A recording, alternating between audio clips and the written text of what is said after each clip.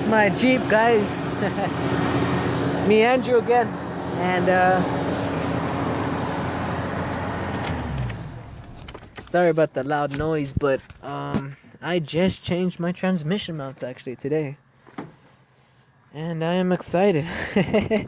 And I need to fix that TPS sensor. I'm probably gonna make a video on that right there, but I wanted y'all to see it while it was running actually.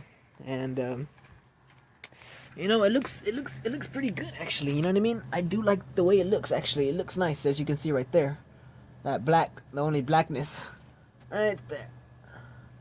That's the transmission mount. I'm still leaking fluid, of course, but I just replaced it, and you saw how the way it was.